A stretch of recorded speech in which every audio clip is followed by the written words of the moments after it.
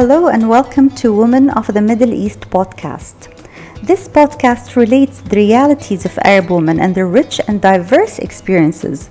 It aims to present the multiplicity of women's voices, and it wishes to break cultural stereotypes about women of the Middle East, as well as educate and empower the younger generation of Middle Eastern women who were stripped of their historical reference and weren't necessarily raised to believe in their agency and power to create their own destiny. I'm Amal Malki. I'm a feminist, scholar, and educator. I'm also the author of Arab Women in Arab News, Old Stereotypes and New Media. I created this podcast to be an extension and an update of the book and its main topics. Episode 1. The Persistent Stereotypical Images of Arab Women in the West. I'll be talking a bit about the history of the misrepresentation of Arab women in the Western popular culture. Then I will zoom in to talk about an old yet new example, and that is of Jasmine in Disney's 2019 Aladdin. From the 1980s, there has been a spate of empirical media studies showing that Arab women, and Arabs generally, are represented in Western media in a negative light. These empirical studies confirmed anti-Arab stereotypes that scholars have documented for hundreds of years in the West. The identification of Arab women as passive in the Western imagination has an estimated birth around the turn of the 19th century with the confluence of colonialism and Romanticism. Western stereotypes of Arab women evolved from pre-colonial images of shrewish, harassing women to colonial and post-colonial images of Arab women as oppressed, submissive, and passive slaves to men.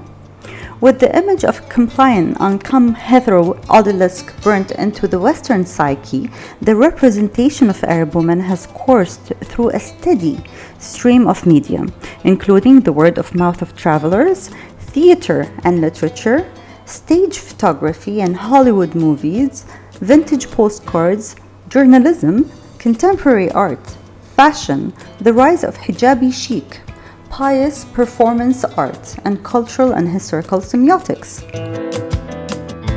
In the Odyssey, Homer describes Ulysses caught at sea between two devastating forces, the monster Scylla, who devoured sailors, and the menace Sherbets, a whirlpool that sucked a ship down to the bottom of the sea. Studies of Arab women in media have been caught between the Scylla of unholy myth and the Sherbets of regrettable fact. The Scylla in this case is the Western myth of rescue, the belief that Arab women, veiled and secluded, must be saved from their own cultures. This myth has been pervasive throughout the West since 1980s. This myth has been pervasive throughout the West since 1800 and has a long and unhappy history. The myth predates the era of European colonization of Arab territories and was certainly a contributing fact to it. Both during colonization and even after, the myth has been reinforced and even commoditized. We have seen across all manners of artifacts, from postcard images of Algerian women sold as kitsch trinkets to French tourists, to editorial cartoons mocking women in veils, to staged photography of Western models posing as harem women in the formative days of Hollywood, to depictions of Arab women submitting willingly to male domination in modern Hollywood movies. Now, let's look at the recent portrayal of Jasmine in Disney's 2019 Aladdin. This segment is a tribute to the late Jack Shaheen, who has spent his life working and writing about the misrepresentations of Arabs and Muslims in Western media, especially in Hollywood. He campaigned against and was the reason for changing the lyrics of the opening song Arabian Nights in the Aladdin's animation. The song said, "Where they cut off your ear if they don't like your face. It's barbaric, but hey, it's home." For this segment of the episode, I'm interviewing Dr. Evelyn AlSultany. Dr. AlSultany is a leading expert on the history of representations of Arabs and Muslims in the US media and on forms of anti-Arab, anti-Muslim racism. AlSultany is an associate professor in the Department of American Studies and Ethnicity at the University of Southern California in Los Angeles, and she is the author of Arabs and Muslims in the Media, Race and Representation After 9/11. So there's a lot to say on this topic. I want to preface by saying that the 1992 cartoon version, was very problematic, but despite that, a lot of my students who were children at the time when the 1992 version came out, and then they were in my class much later when they were in their early 20s, loved the first Aladdin, even with all of its problems, because they felt like that's all they ever had. That there were so few representations of Arabs available to them, and that Aladdin seemed positive compared to all the others of terrorists. Even though Aladdin reproduced a binary between Aladdin and Jasmine had American accents. They were very much marked as white middle-class Americans, even though they're supposed to be Arab. But as children, they just loved it so much, and then later on they realized the problems, but they said that's all we had, and it meant so much to us. So I can imagine the new generation now of children also having a very deep connection, because there are, even though representations have evolved and changed over time, they're a little bit better in US media, there's still so few that we're so desperate for them. I was on a community advisory council for the film Aladdin. I had a very tiny role, but I got to sit in on a few meetings, and I had to sign a non-disclosure agreement, so I can't talk, unfortunately, about the nitty-gritty of those meetings. But it was very interesting to witness that the people making Aladdin wanted community feedback. So it was mainly Arab and Muslim and South Asian scholars and activists and creatives that they brought in to give them feedback. They had already made their decisions before we came in, but they really wanted to be culturally sensitive. So for example, one thing they did that's distinct with Jasmine is that in 1992, all of her outfits show her midriff. They're very revealing. They're very much sexually objectifying her. And the new Jasmine in 2019 is fully clothed. She's modestly dressed. And part of it was a strategy because they wanted the film to be meaningful to Muslim children around the world and not only to American audiences. So that's one striking difference about her. Another main difference is that in the first Aladdin, or I won't call it the first since it's a very long trajectory, but in terms of Hollywood films, the 1992 version, Jasmine's goal is to pick her mate. She doesn't want her father to choose who she's going to marry. And so her goal is to have some kind of agency over who she's going to marry. And then fast forward, and that's not Jasmine's primary goal. She's going to rule the kingdom. So we have a big shift in terms of how gender roles are conceptualized. She's no longer a princess who needs to have a man and she's going to stand behind the man. She is now educated, she's smart, she's going to be the leader, there's no question. She has ideas for how she's going to rule the kingdom. She wants it to be multicultural.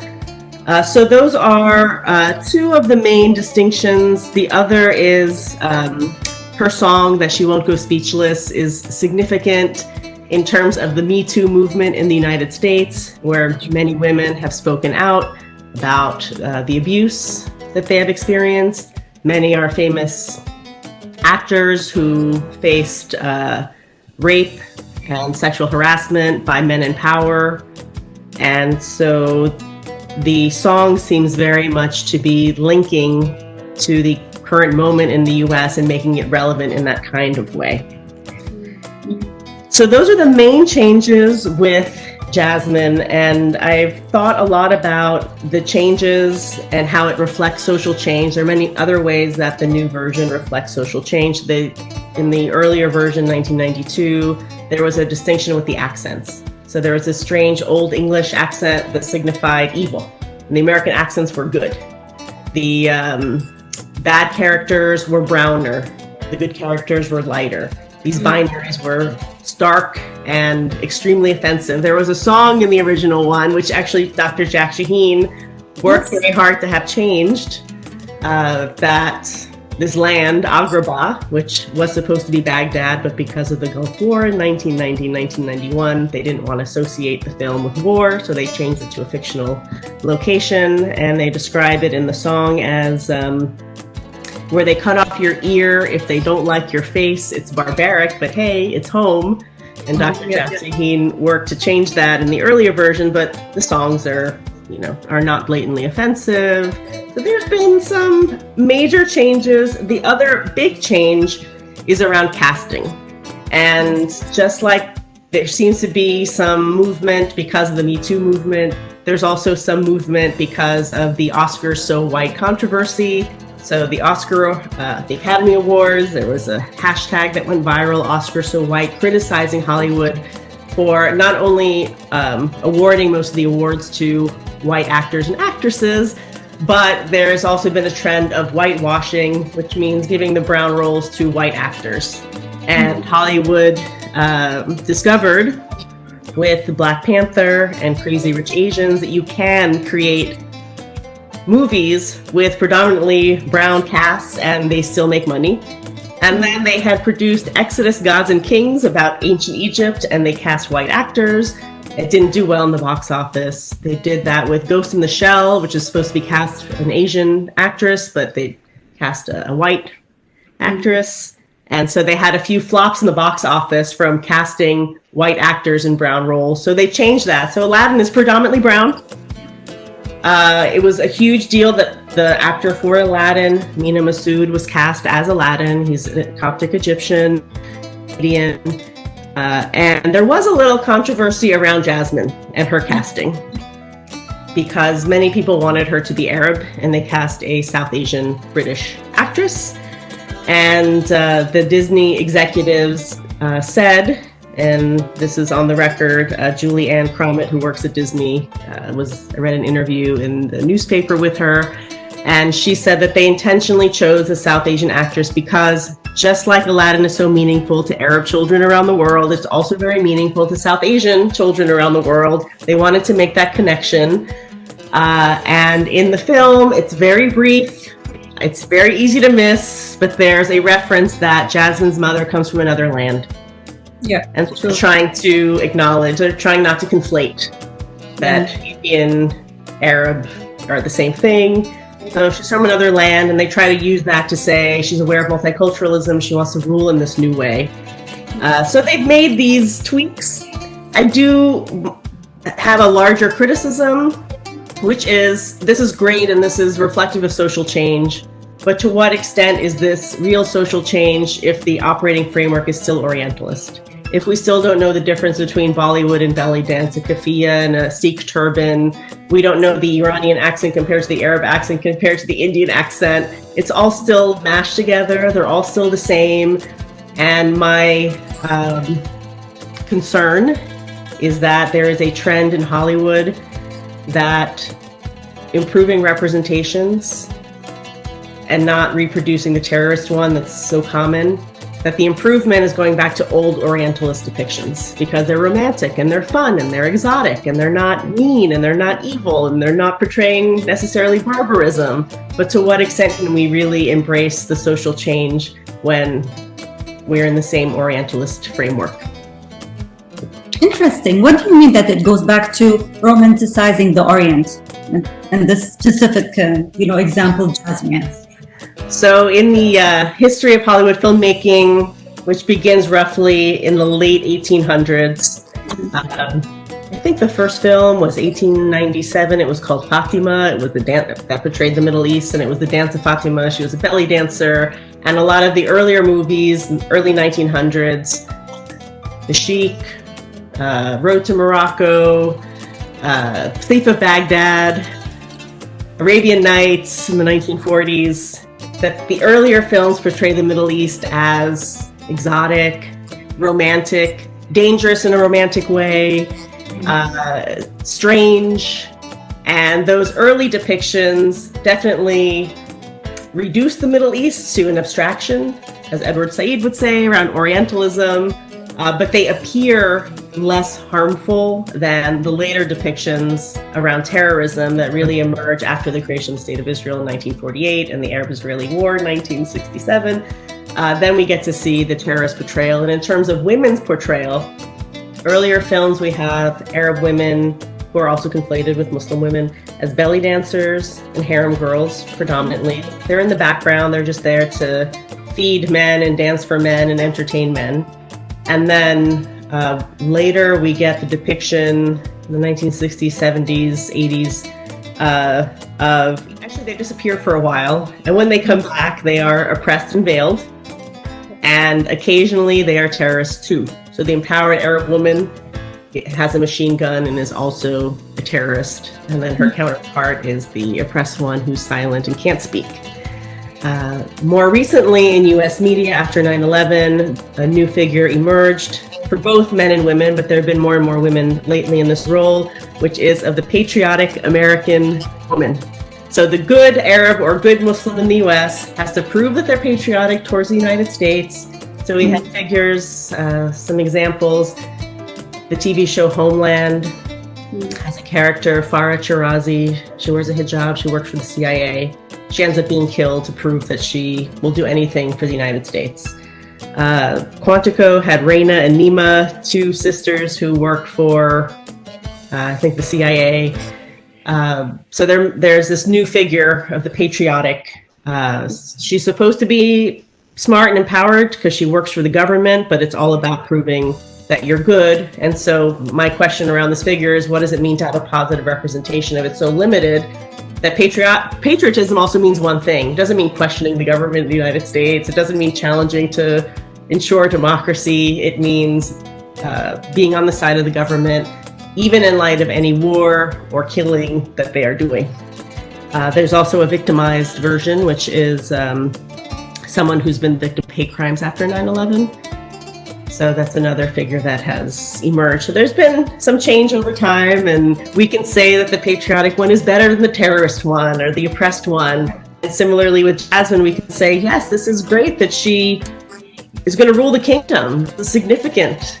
But my question is, my caution is when I talk about representations, to steer away from good and bad analysis, because if you say good and bad, well then it's good.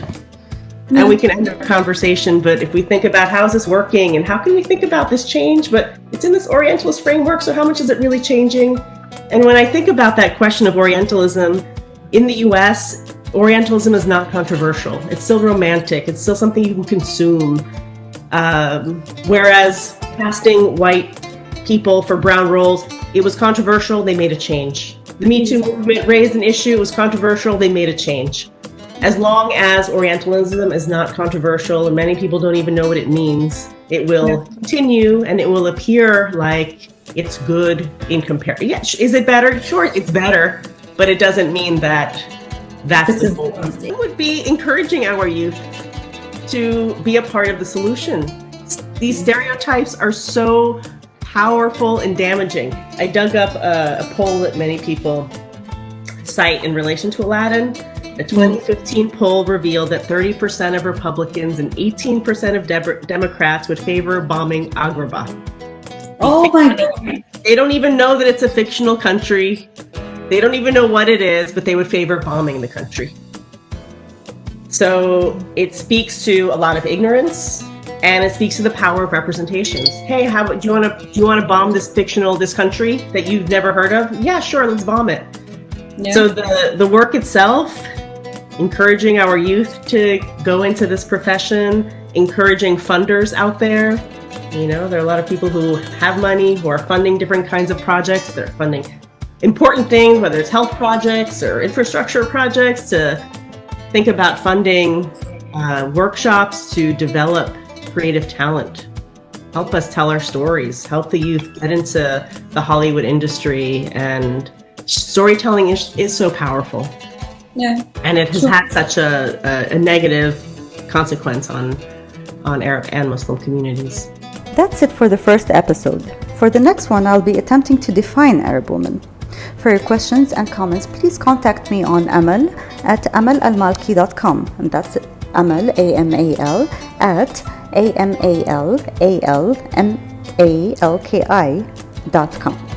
I would like to end this episode with Jasmine's song Speechless, which I personally like. This song is performed by Aisha Zayani, who is a rising singer and songwriter from Qatar. So until next time, take care and stay safe.